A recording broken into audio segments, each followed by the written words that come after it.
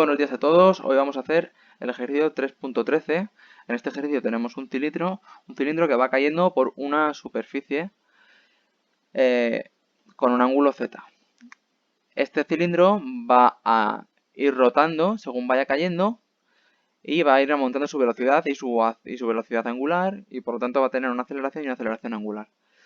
Muy bien, el primer paso que hay que hacer aquí, ¿vale? Para facilitarnos mucho las cosas, es un cambio de ejes. Vamos a poner los ejes así. De esta manera, esto nos va a facilitar mucho las cosas. Una vez hecho el cambio de ejes, vamos a hacer un estudio de un diagrama de cuerpo libre en fuerzas. Las fuerzas que afectarían al nuevo eje X serían, de manera negativa, la fuerza de rozamiento que iría hacia atrás, y de manera positiva tendríamos la componente X del peso. En el eje Y tendríamos componente positiva la normal y componente negativa la componente Y del peso, que sería P por el coseno del ángulo. De estas dos ecuaciones, pues las igualaríamos en el caso de la primera, del sumatorio de fuerzas en el eje X, a la masa por la aceleración del centro de masas. Como ya sabemos que la aceleración en del centro de masas va a ser puramente en el eje X, es decir, no va a existir un movimiento en el eje Y que separe la pelota de la superficie, vamos a poner que toda la aceleración del centro de masas va a estar en el eje X y que la aceleración en el eje Y, como podemos ver, es cero. Por lo tanto, el sumatorio de fuerzas en el eje Y va a ser cero. No va a haber un movimiento en el eje vertical. En el eje vertical, cuando hemos hecho el cambio de ejes, quiere decir, ¿vale? En ese eje vertical. Muy bien. Ahora continuaríamos y haríamos el sumatorio de momentos. Vamos a calcular los momentos con respecto al punto C. ¿Por qué vamos a hacerlo en el punto C? Porque en el punto C coinciden dos fuerzas. Coinciden la normal, que va a apuntar desde el suelo hacia C, y coinciden también el peso, que parte del centro de masas. Por tanto, la única fuerza que va a quedar que haga momentos va a ser la fuerza de rozamiento, que es la única fuerza cuya trayectoria no pasa por el centro de masas.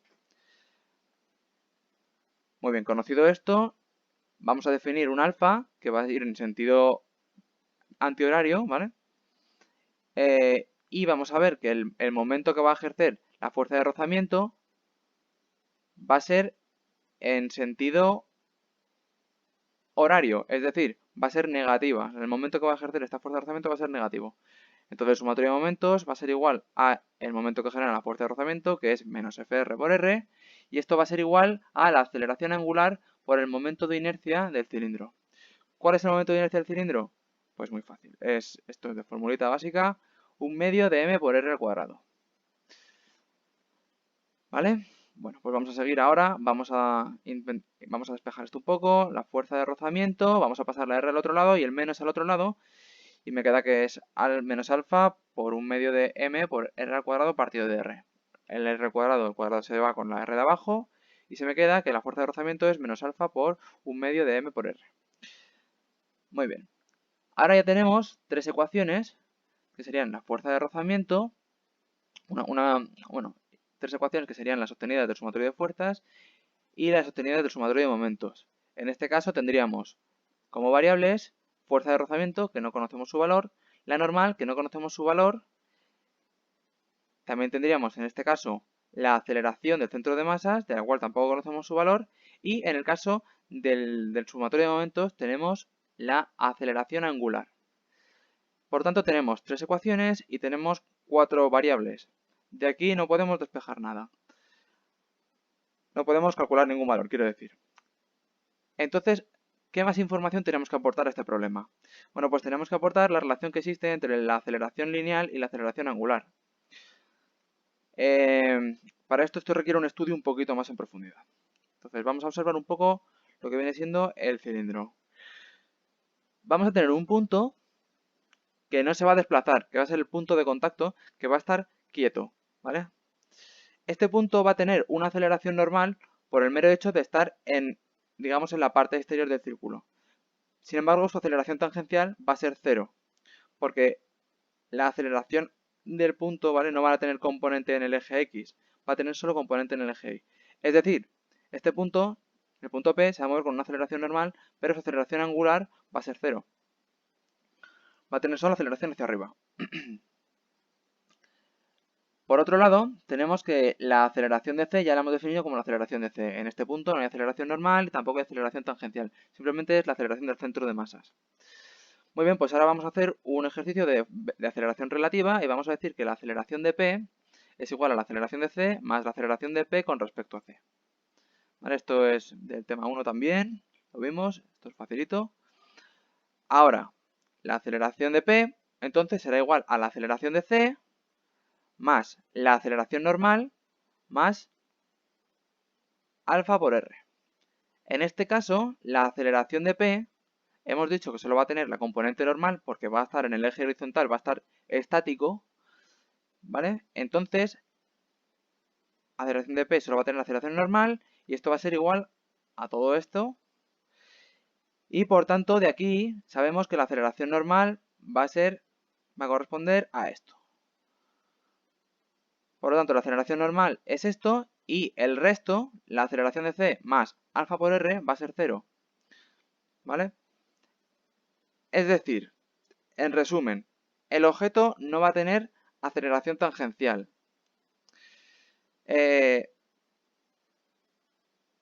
Bueno, va a tener aceleración tangencial, pero sumada con la aceleración del centro de masa se va a quedar como 0. ¿Vale? Ese es el resumen. Entonces, la aceleración horizontal del punto P va a ser AC más alfa por R. Y la aceleración en el eje Y va a ser la aceleración normal, que va a ser omega por R. ¿Vale? Entonces, si la aceleración en el eje horizontal va a ser 0, AC más alfa por R va a ser igual a 0. Por lo tanto, nos vamos a despejar que alfa va a ser igual a menos A del centro de masas partido de R. ¿Vale? Esto queda porque si yo calculo la alfa por R con la regla de la mano derecha, la alfa por R va a ser positiva. Por lo tanto, esto queda aquí positivo. ¿Vale? Alfa por R. Y de aquí se despeja alfa y conseguimos que alfa es menos A partido de R. A del centro de masas partido de R. Muy bien. Ahora ya tenemos las tres ecuaciones del cálculo que hemos hecho, sumatorio de fuerzas y sumatorio de momentos, y hemos conseguido la relación entre alfa y la aceleración del centro de masas. Aceleración angular y la aceleración del centro de masas. Muy bien, pues vamos a coger el sumatorio de momentos y vamos a sustituir la aceleración del centro de masas por la aceleración la aceleración angular por la aceleración del centro de masas. Entonces nos va a quedar que la fuerza de rozamiento, que iba a ser menos alfa por 1/2 de m por r al cuadrado, pues ese menos alfa se va a sustituir por AC partido de R, la aceleración del centro de masas partido de radio. Las R se van a ir simplificando y se va a quedar que la fuerza de rozamiento va a ser AC por m partido de 2. ¿Vale? La fuerza de rozamiento va a ser la aceleración del centro de masas por la masa del objeto partido de 2. Por otro lado, tenemos que, habiendo calculado la fuerza de rozamiento en función de la aceleración del centro de masas, podemos obtener de la primera ecuación de aquí, ¿vale? De esta, podemos obtener lo siguiente. Sustituimos la fuerza de rozamiento, ya esto es operar las ecuaciones. Sustituimos la fuerza de rozamiento por lo que hemos obtenido y nos va a quedar que la aceleración, después de todo, va a ser 2/3 de g por el seno de z. Habiendo obtenido el valor de la aceleración, podemos ahora volver a la ecuación anterior y calcular la fuerza de rozamiento. La fuerza de rozamiento, en este caso, va a ser 2/3 por g por el seno de z por m. Esto viene de la sustitución de la aceleración del centro de masas, AC, por lo que hemos obtenido antes, que sería 2/3 de g por el seno de z. Bueno. Vale, aquí obtenemos la fuerza de rozamiento. Bueno, ¿y para qué queremos la fuerza de rozamiento? Pues para el apartado B, cuando nos piden el valor de nu, la nu mínima. Vale, ¿cuál va a ser la nu mínima? La nu mínima va a ser la nu que en rozamiento se encuentre en lo que se llama movimiento inminente. Es decir, yo sé que la fuerza de rozamiento estática, que es la que en este caso afecta al cilindro porque no va a deslizar, sé que la fuerza de rozamiento estática va a ser, bueno, va a estar comprendida en un rango, ¿no? Que va a ser de 0 a el punto crítico, ¿vale? A la fuerza de rozamiento máxima. Y esta fuerza de rozamiento máxima va a ser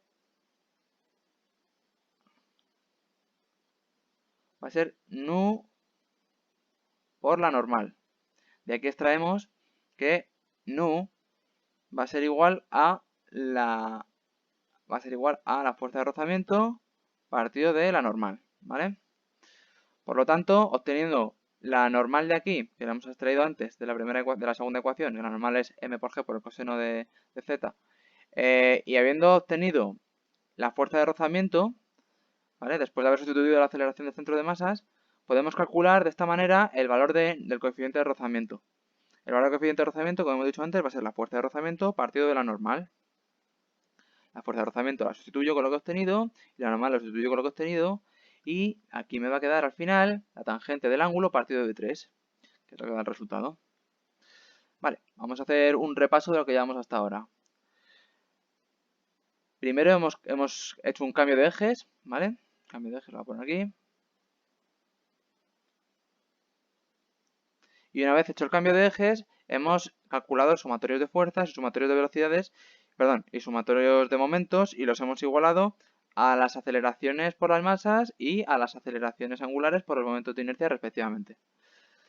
De aquí hemos obtenido una serie de ecuaciones y hemos obtenido un sistema donde tenemos 4 incógnitas que van a ser fuerza de rozamiento normal, que no la tenemos, aceleración del centro de masas y, aceleración angular.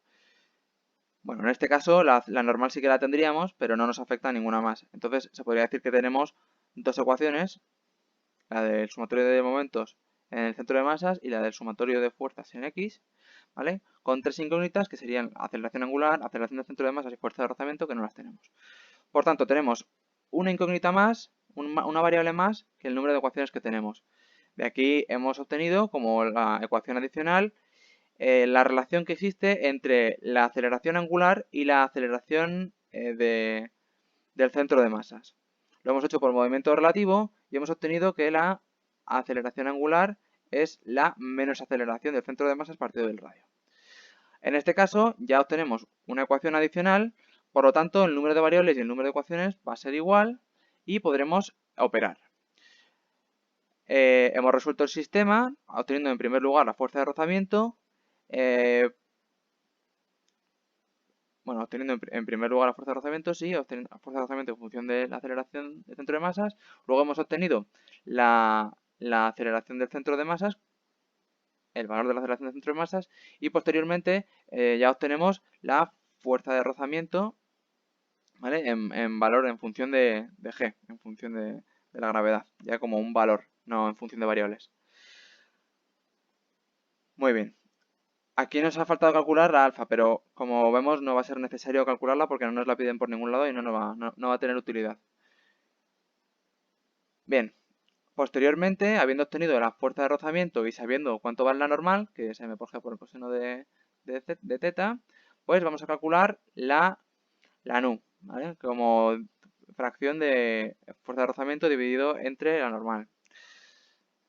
Este valor nos va a dar aquí el resultado. Vale. Y ahora vamos a pasar al último apartado, que es el apartado C. Calcular la velocidad con la que llega rodando y compararla con la que tendría si deslizase sin rotar y sin rozamiento. Muy bien. Este ejercicio se podría hacer perfectamente haciendo ecuación general del movimiento, poniendo que la posición final es igual a la posición inicial, más la velocidad inicial por el tiempo, más la aceleración. El problema es que yo no tengo aquí la aceleración del centro de masas cuando no hay rozamiento. He calculado la aceleración del centro de masas cuando sí que hay rozamiento, cuando el cilindro va a rodar acompañando la bajada.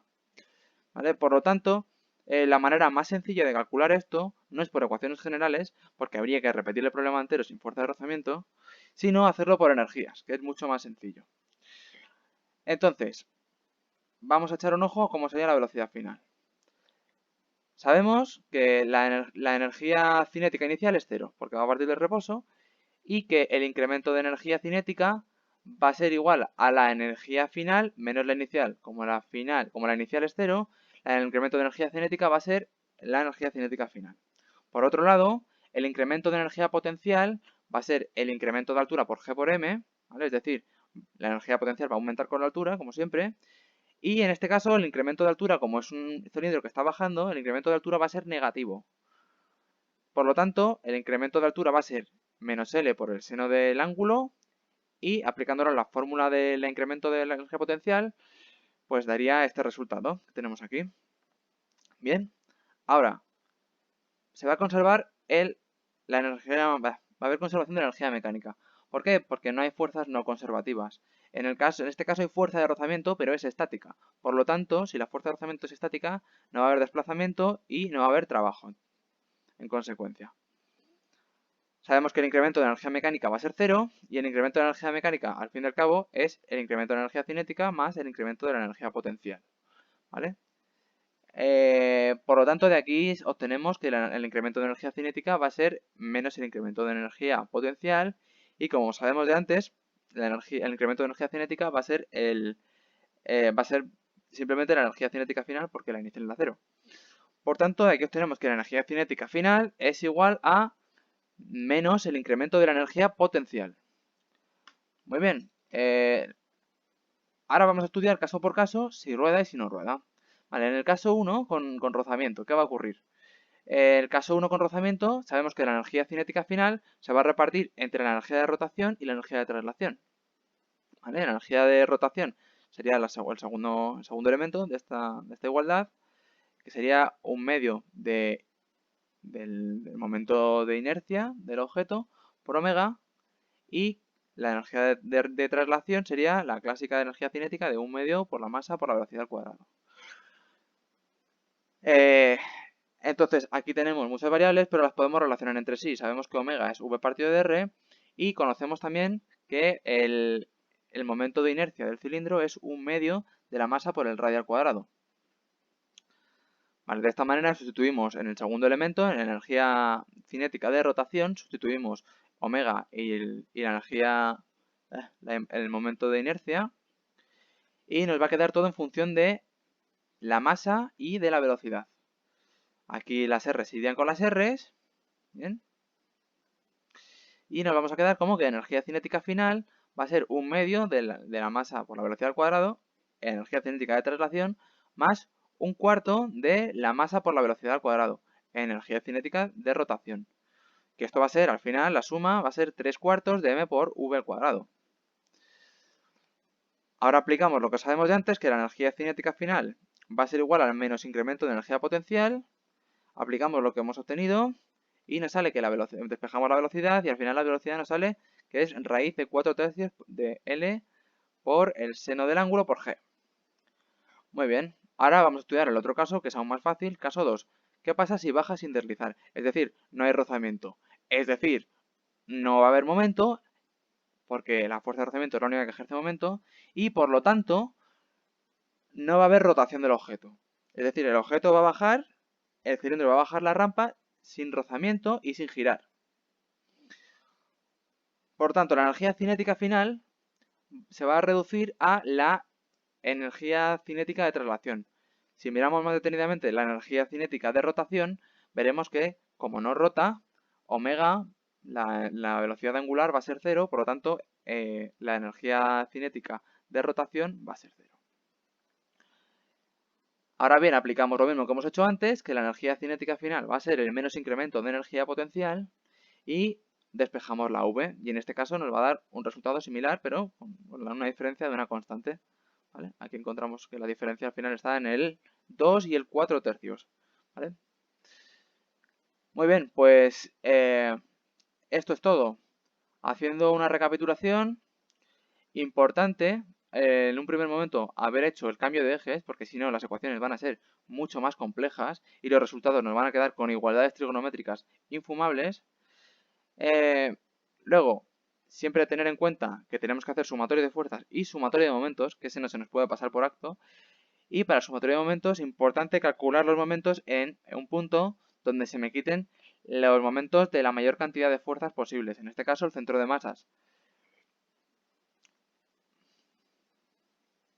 Posteriormente, habiendo hecho el sistema de ecuaciones, vemos que nos faltaría una relación más, la obtenemos con la relación entre la aceleración lineal del objeto y la aceleración angular,